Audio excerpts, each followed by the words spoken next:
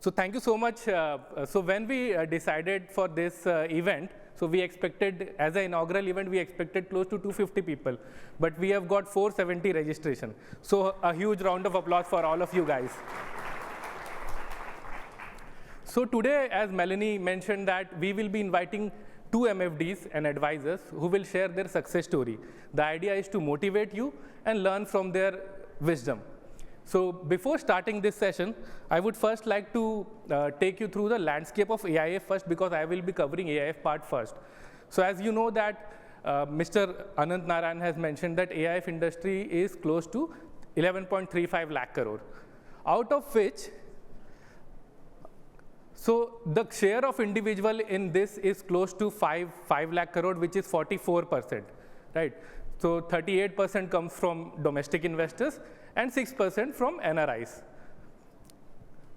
And over 51% of investors are above age of 50. But having said that, there are a lot of traction is happening in the younger space, right? So their share has been increased from 35 to 49% in less than 3 years' time. So there has been a lot of traction among young investors as well.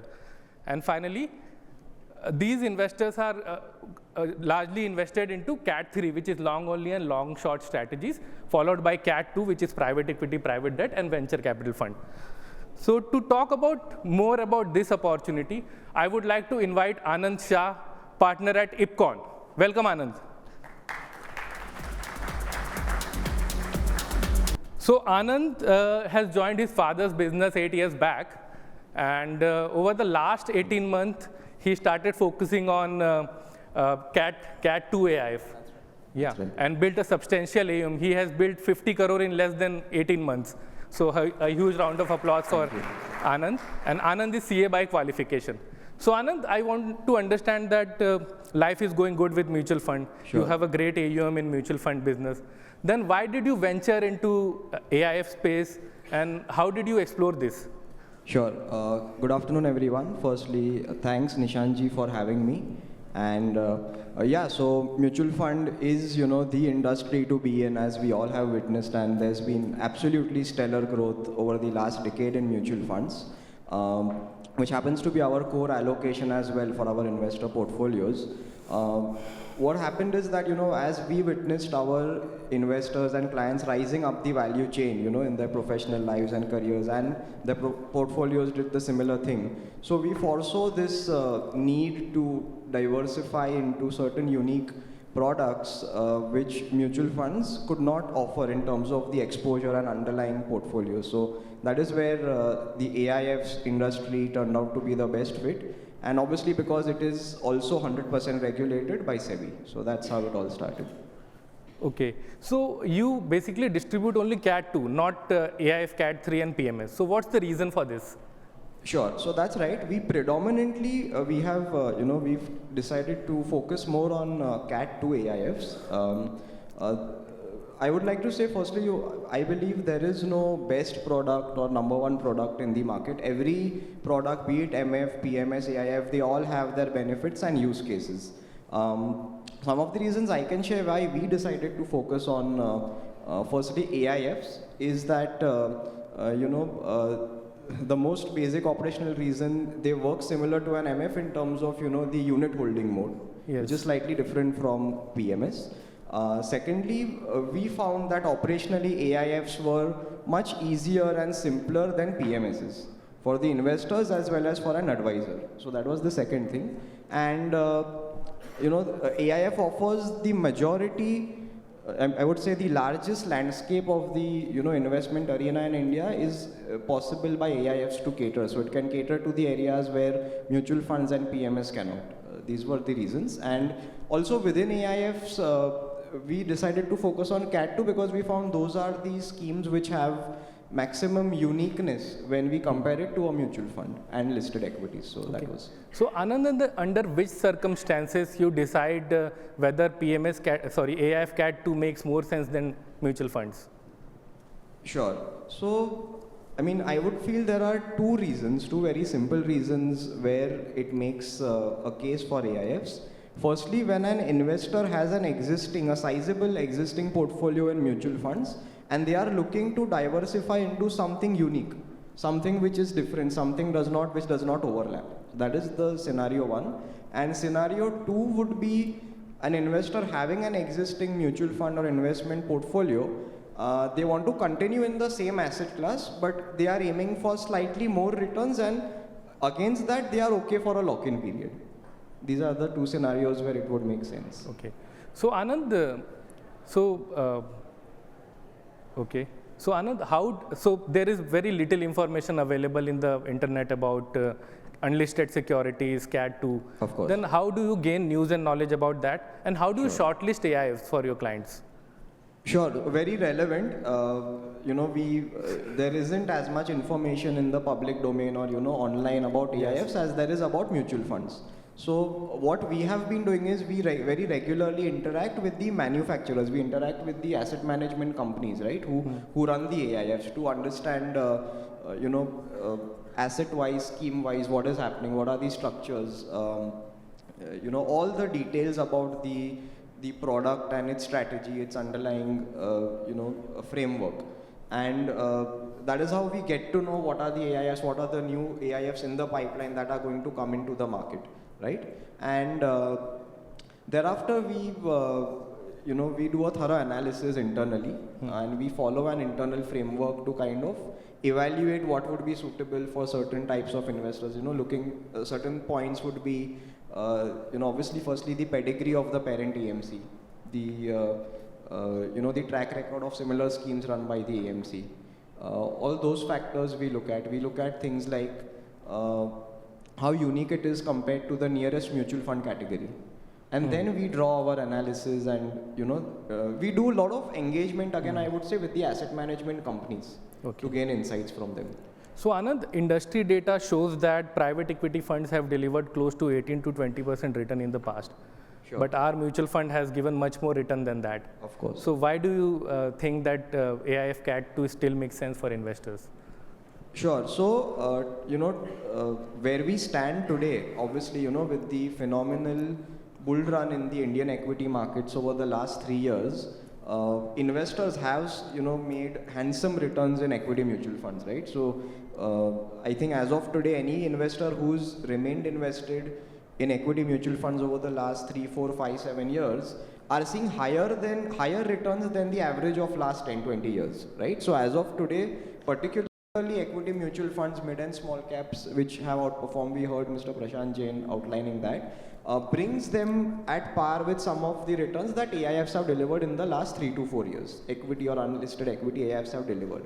However, what I believe is that structurally, as a product, when we compare the two, over a 7 to 8 year horizon for an investor, equity AIFs and unlisted or mid-market equity AIFs do have a potential to deliver 3 to 4% more returns than a similar kind of fund. It may not happen all the time, but structurally that is how we view the product, right? And another very interesting fact that AIFs, most of these unlisted equity AIFs will have zero overlap with a mutual fund portfolio held by an investor. The underlying holdings will be completely different because these are not listed. So it leads to, there's totally zero correlation with the portfolio. And the third part is that, today again as we stand, compared to say 2 years earlier, certain segments of the listed equity equity market are expensive comparatively. Not all of it, but there are certain zones compared to the last 2 years, which is where it may make sense to diversify into AIFs for the investors who have the liquidity and who have the tenure. Anand, quickly, if you can describe what are your key learnings from distribution of AIF CAT 2? I'll talk about this from the perspective of a distributor. Our two simple learnings have been that number one, be selective when getting into AIFs, understand the structure and product thoroughly, and read between the lines. This is something, in the mutual fund space, there's a lot of data available easily, but in AIFs, it does require reading between the lines to gain insight and to thoroughly analyze. And number two would be, always understand what, the product, whether it's relevant for the investor, and to guide investors and say no to them if the product is not relevant. Many times investors may not have the 100% insight into the product that getting into. That is where I think a distributor or advisor's role is paramount, especially for a product like AIF where there is not too much info in the market. Okay, so with that, we have come to an end to this interesting session. Sure. Thank you so much, Anand, for your valuable time and input. Thank you. Thank you. Once again, Thanks thank you so much, Anand, for being here with us. Can I request you to remain on stage for a few more moments and request Mr. Nishant to felicitate Mr. Anand.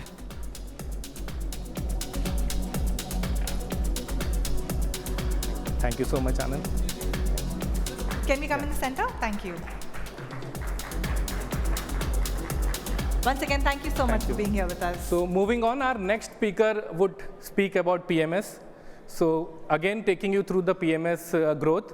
AUM is now 6.70 lakh crore, which is excluding EPFO contribution.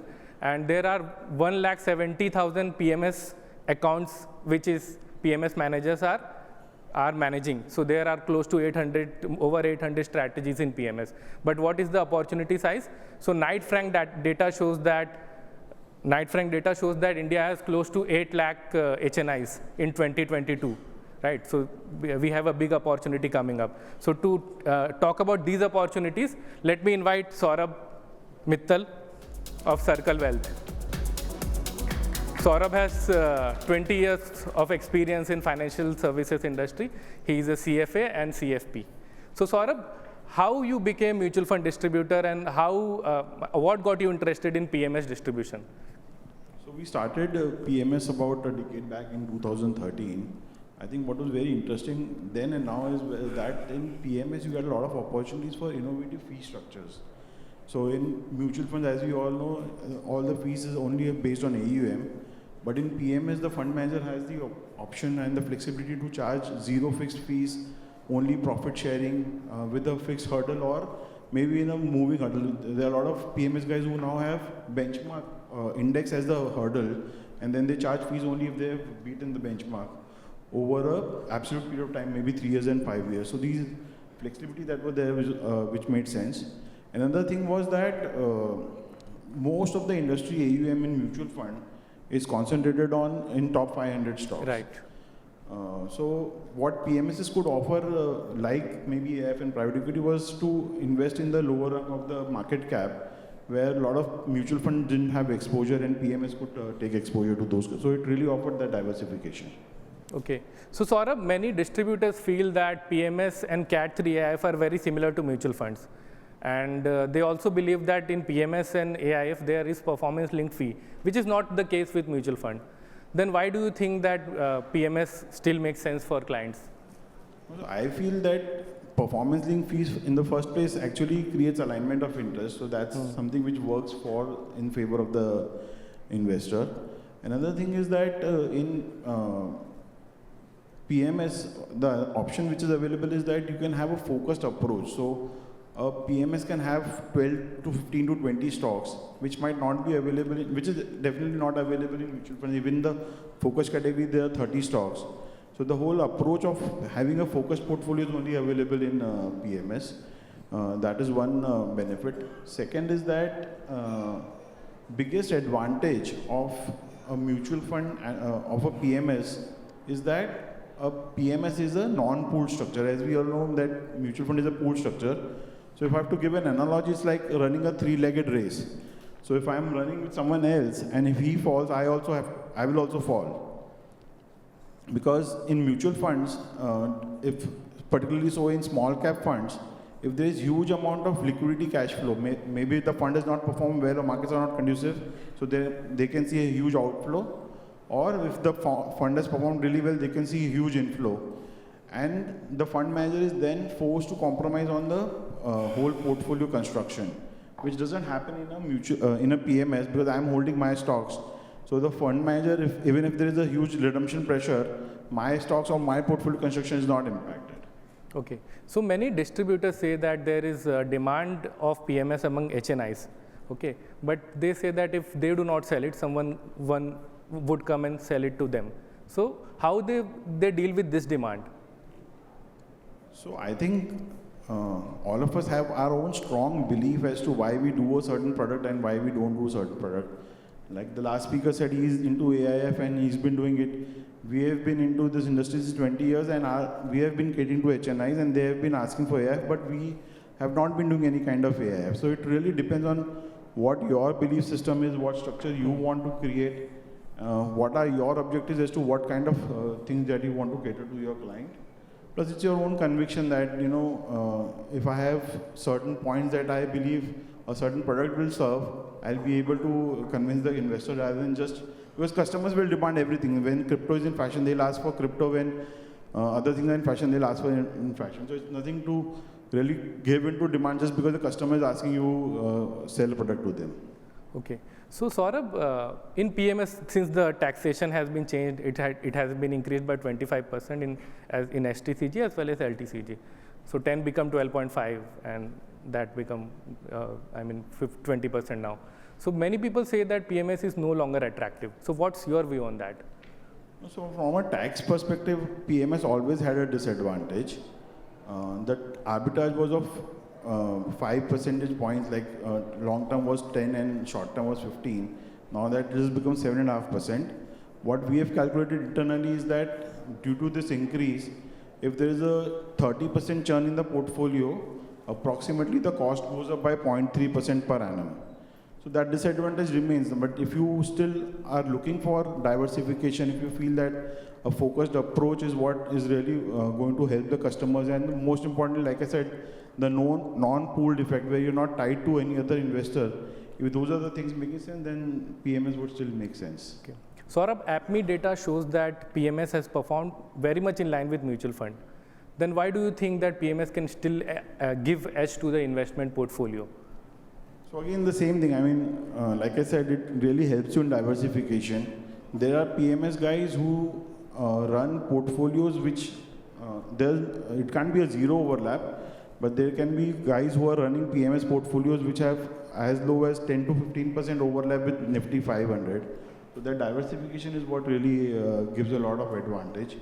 You just can't think only about returns. If the return was the only perspective, then all the money would have been in small cap kind of investment, you know. So it's not only about investment, it's how you diversify the portfolio and what are the advantages that you can give to the investors. Saurabh, one last question. How do you shortlist PMS scheme? Because there are over 800 strategies. How do you get knowledge about them and how do you shortlist for your client? So up until 2020, there was no standardization of how the returns were declared by PMS guys. So actually it was very difficult to rely on the data which was provided. There was no data which was available at one place, plus even the data which was available was not very reliable because there was no restriction on how a PMS would declare the investments. They could give data of a particular composite, or they could give data of one particular investor, or even they could give data of their model portfolio. So after this regulation came in 2020, we have the data which is available as per composite which was restricted by SEBI, but still the data is only 4 or 5 years old. So it's not very reliable or very long term for anyone to do quantitative analysis and then figure out which PMS would work out. What we do is to fall more upon qualitative aspects. So there are few qualitative filters that we have put in, which gives us a lot of comfort because by nature equity is a long-term product and we want to see a long-term visibility. So the first filter that we which makes us very comfortable is that where the CIO himself is the promoter of the company. So if that filter is there, it gives us a lot of conviction that the CIO and the promoter is, because he's the same, he's going to stay there for the long term, and then there is no reason why the fund manager would change. Also, it would there are certain other qualitative aspects. You know, what is the team strength? Are they really doing the ground research, or are they relying on the sell side research? How approachable the fund manager is? How can you really understand what his thought processes are? So these qualitative aspects really give us more comfortable when we are choosing. So we meet a lot of PMS guys, and only through them, we can try to get those things. All right, Saurabh, thank you so much for your valuable time. You have been such a great speaker. And to sum up, I would like to say that PMS offers some meaningful diversification to clients, and non-pooling ensures that investors do not lose money, other investors do not lose money, especially during the market dislocation, and it gives exposure to innovative products. Thank you so much, Saurabh, for your valuable time and inputs.